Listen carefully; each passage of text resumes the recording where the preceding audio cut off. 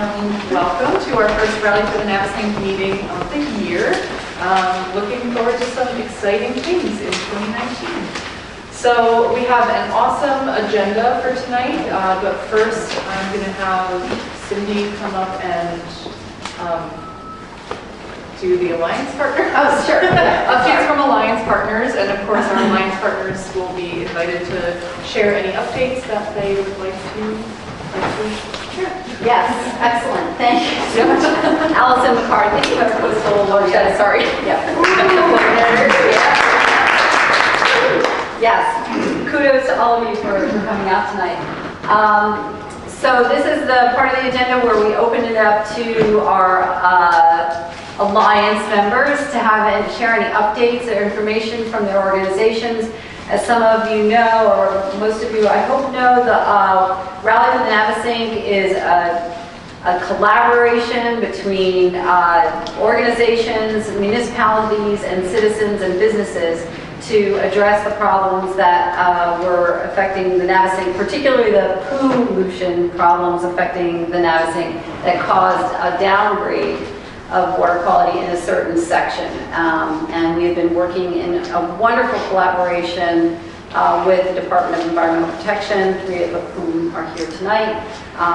So we're looking forward to hearing from them as well. So why don't we quickly, because we can just have everybody say who they are and where they're from. Bob Sandberg from the Walls and Mountain Issue. So we are Sierra Club. Kelly Luciano, elected public. Great, thank you. I'm Gretchen Van, advisor there for the Tour Talks. Lauren Miller, just a citizen. Scott Chernoff from the TP Bureau Marine Water Monitoring. Bill Hedberg, Marine Water Monitor. Trish Petty, Marine Water Monitor. Jackie Abel, Sampler. Brian Foster, Sampler, and River Girls. I also row in the Navesink. I'm very Navesink rowers, great. Ken Wilson, Romston resident. Larry Lynch, Navesink resident. Great. Joan Lynch, president of Rumson Garden Club. Lisa DeVerso, Riverview Belgium Center. Holly Allen, resident in Atlantic Highlands. Bill Shadle with the Nature Conservancy. Tim Dillingham, American Littoral Society. Kate Donnelly, resident from Hometown. Rachel Warnett from the Ray Academy of Science and Technology. Hi, I'm Sofiana, resident of Orange Collins. Hi, I'm Catherine Barone from the Ray Academy of Science and Technology. Bernie Huber, ex-sampler, just moved back to New Jersey. Mary Huber, ditto. Jeff Snyder, also water sampler. Great, let's go up the side. Dennis Kavanaugh, Clemson resident. Hannah Van Herman. Rick Van Hemmen, Navesink Maritime Heritage Association. Alan Vera, resident Locust. Larry Bay, resident of Middletown. Debbie Watson, resident of Thompson. John Lewis, Archer Woods. Corey Martin, board member of Clean Ocean Action and also member of the Ocean Pro Water Watch Committee. Scott Wingirter, Tappan Red Bank, online newspaper. Chris Renzi, sampler, out of Highlands.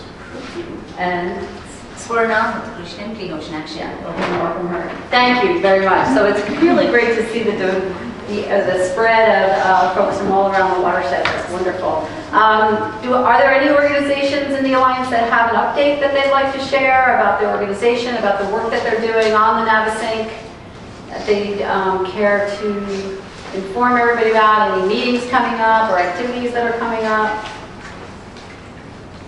I know who you are, and I know what you do, and I know you do have updates. Tim, yes. So nothing right on the river right at the moment, kind of cold oyster work, but I guess two pieces of good news at Trenton, which is a nice oddity.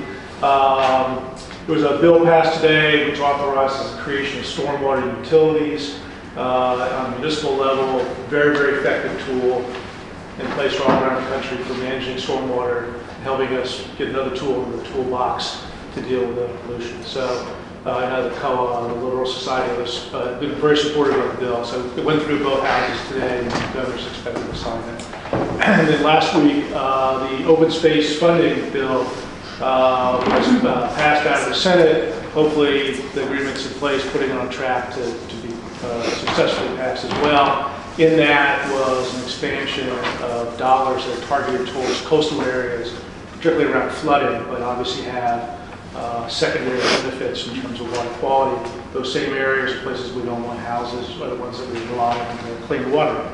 So a couple of pieces of good news. Yeah, great. That's good. That's awesome. Anybody else have any updates? Presentation updates. We have interesting presentations coming up, but not directly related to that. Okay, so go to the for those updates.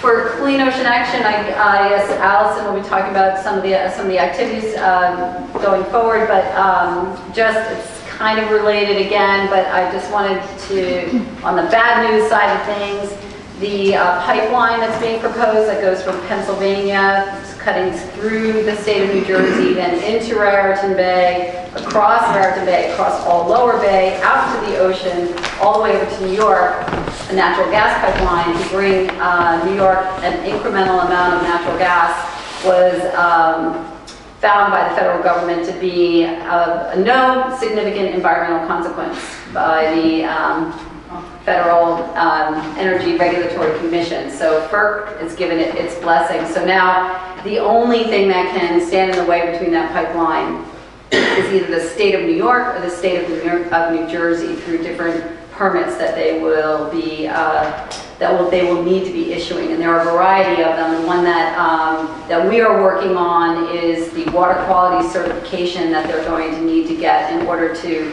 dredge up over 800,000 tons of old contaminated muck in the bay to stick the pipeline in, and all that material will be resuspended into the water column. So that's one that we'll be working on. And if you're interested in working on that topic or issue, you can see me afterward. Or 800,000 tons of dredging?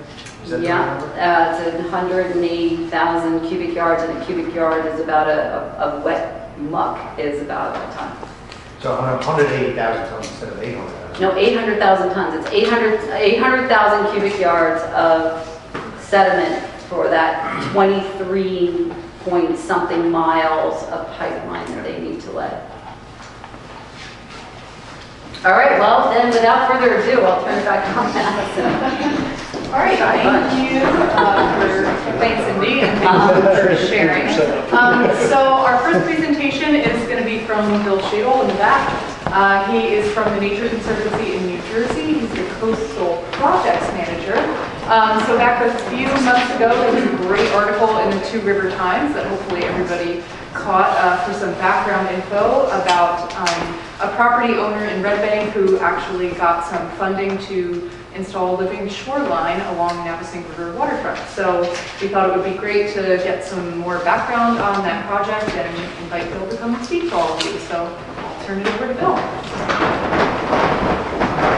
Allison, did you say about 15 minutes, keep it in that? Sure, yeah, time for questions. All right, sure, time for questions. Interestingly enough, I thought the great news a couple of months ago was that I started at the Nature Conservancy, but apparently it was about this project. And I haven't actually seen that article yet, so thanks for letting me know. I want to tell you about this project. The name for it it doesn't have an official name. The actual name we call it in the office is the address of the home, and we don't think that I'd be smart to just put that on there. But this is a project at a site where I believe you have a water monitoring station, correct? Yes. In Red Bank. So real quick, just a little background on what living shorelines are.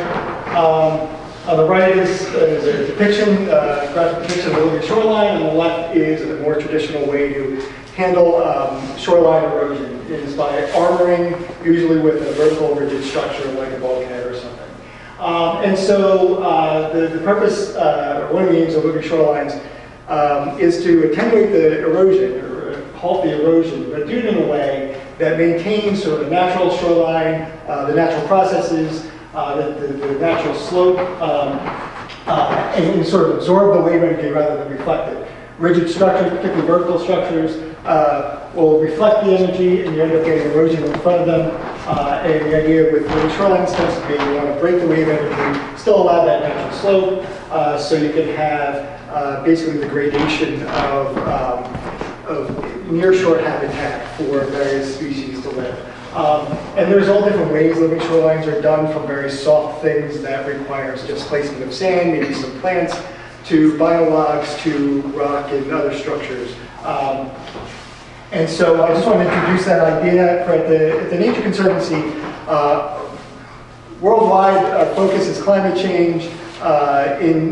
Within our worldwide strategy, in New Jersey, we've picked off climate change adaptation as a piece that we can contribute to measurably in this state, as a state, not just the Nature Conservancy.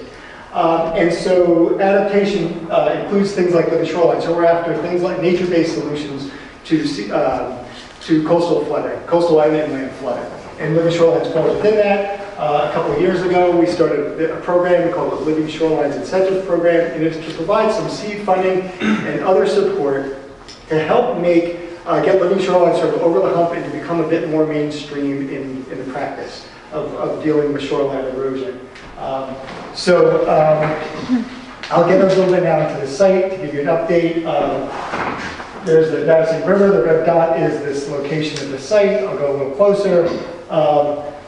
Same with the red dot right there. And here's the property up close with the very telltale, that circular driveway.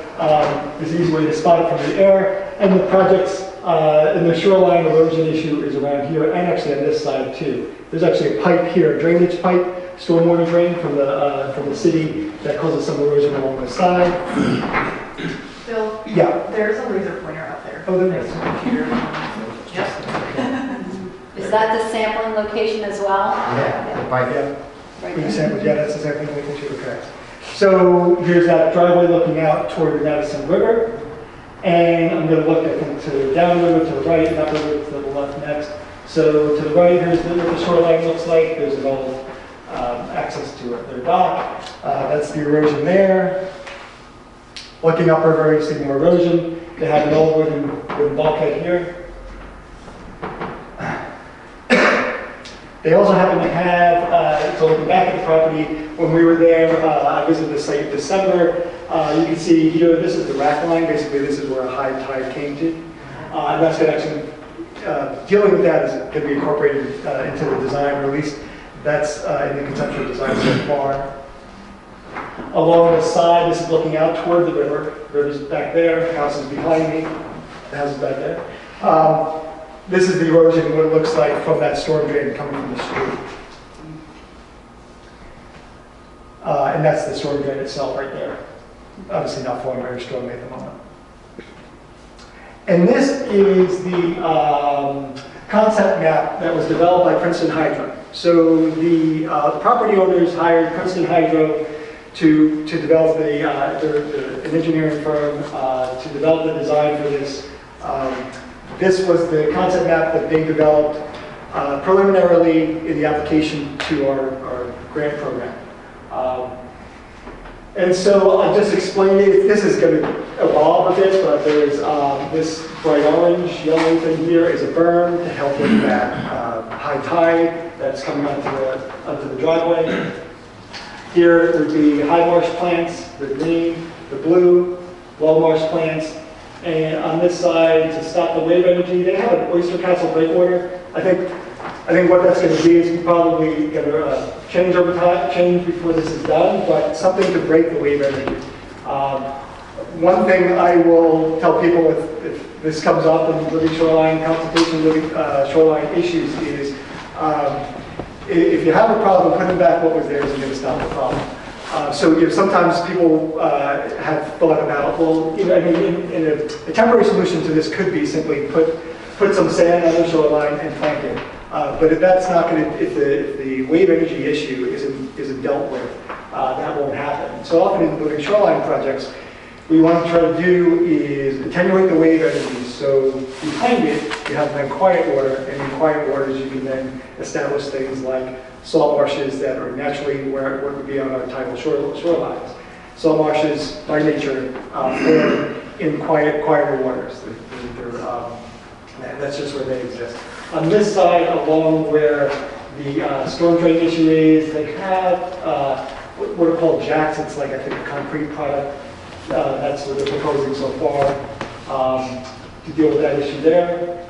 And I know right now the status is they have done their survey. This is all before the survey is done. So they did their survey in the fall, early winter. I know they're starting discussions with the city or the borough of Red Bank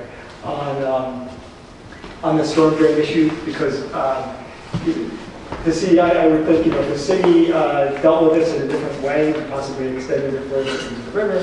They might not have a problem. So that's where the talks are right now, and the project stands right now. And so what we provided funding for, I should say, it could sound like, I don't want to make it sound like we're doing more than we are.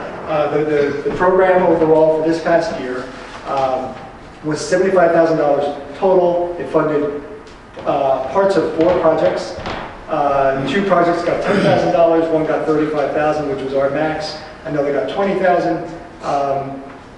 One was in construction, the other 2 were in design phase. This one was in design phase. This one got $10,000 toward a much larger contract. So the landowner was clearly putting some money behind this. And I'd like to add, so I see a project like this as a big win in sort of the living shorelines and getting them moving forward, because it's a private landowner. There's not a lot of private landowners that are taking these projects on. So we want to see a demonstration. I think we find people tend to say, can I see it, in my backyard or nearby, and is someone I can relate to doing these things? Often they're done at public properties, land trust properties. To get a private landowner to do it, I think is a big win. The other is it was a former bulkhead. And I think it's great when a bulkhead isn't replaced by another bulkhead, it's replaced by something softer. One thing I've noticed as I've been working on these kinds of things over the past decade, in particular on the shorelines, is that bulkheads and shoreline armoring is often overkill. It's often done, it's often too much for the situation. It really depends on the situation with your wave energy. How much do you need to break the wave energy reasonably, and then go from there. So we have some other things we're doing in this program. Technical trainings we conducted, and we have another one coming up for town planners in a month or so. And we have a community resource guide for planning living shorelines that's in the works at a designer right now, so that's be coming out this spring. And one of the other things we have, this is beyond this program, but we're using it a lot in here and promoting it, is a resource that others are involved in. It's called Coastal Resilience. It's coastalresilience.org is a website. It's actually worldwide program, and in New Jersey there are modules to use in New Jersey for planning living shorelines, among other things. So I just happened to run this for right where we are. So we're right here right now in Rumson. So I just did this shoreline, and if you're in Monmouth, Rumson Borough, you zoom in, and it shows this shoreline is, I'll just call that orange, and it tells you right over here 3 is the number of shoreline edge techniques that are applicable to this shoreline. So you click on any one of those squares, and I click on this one that's highlighted in green, and it lists over here what the different appropriate or possible shoreline edge techniques there are. And this one shows living reef breakwater. Living reef breakwater is not one. Yes, no. Breakwater is ecologically enhanced revetment, beach restoration. There are other choices, but these are the ones that came off this analysis that was done. And this is like a high-level screening to help people start to understand what could be done on their shoreline. And I put it up here just because I think it might be interesting to play around with it yourself. It also has other features. You can look at how sea level rise and other things, or map out or play out in your area. And it also, and then it gives you sort of just cross sections of the different types of things. So this is a living reef breakwater, and it shows you oyster bag oyster shell breakwater here, and this just general slope here, and marsh behind it. Here's this breakwater, rock breakwater. You can see it shows right here. It comes up, actually, it's exposed at even at the high tide, and shows how the vegetation survives behind it. Ecologically enhanced revetment. The revetments are, I'm going to describe this right, there's any engineers in the room who are doing this wrong, let me know. Revetments are basically rock that's, I just made this, laid along the slope of the shoreline rather than piled vertically. And this is ecologically enhanced. The idea is being you have these rocks and you have spaces between them that you can actually get vegetation into as well. So it's actually not just a shoreline of rocks. And beach restoration, which is simply the replacement of sand. So beach replenishment and that kind of thing is a real super basic way to do a living shoreline. It's on the very sort of, on the scale of things you can do, it's sort of the least constructed, least hard structure. Is there a question? And that's it. So I just wanted to give you an update on the project, give you a little bit of background about the shorelines and what we're trying to do with them and advance them in New Jersey. Right now, what we're doing, next week we have our first meeting in our office, trying to decide if we're going to do this program for another year. So put out another announcement, offer another round of funding, and what that might look like if we do go ahead. Did you do the project at Clay Pit Creek? No, the Clay Pit Creek project, the one at the park? No, I can't remember who, well, I know the county Parks Department was the lead, I believe. Right. I can't remember who the friend was on that. No, literal. Were you guys involved? Did you guys? We gave them some design advice, but the county park system is the lead and all that. Yeah, that was interesting because they cut a bulkhead to the surface. They didn't dig it up, right? They just, I think they cut it to the surface, to the ground. And that was another site, if you've seen it, where there was almost no wave energy. I mean, the purpose of a bulkhead here, it's not quite certain. Sometimes bulkheads, when they're in, I've been told this, they're sometimes put in something to give you a flat, allow you to fill behind them on the landward side. Now you have a flat usable yard instead of a sloped yard. And I think some of them went in for those purposes. Any other questions? Yes. Do tideland rules affect your ability to fill and recreate? And how does the state, is the state enthusiastic? Are they helpful? Make it more helpful? Yeah, so Tim could probably tell you better how helpful they are because you've been implementing projects. It's definitely changed in New Jersey. The states, since Sandy, just before and just after, Sandy came at a very opportune time when there was conversations going on with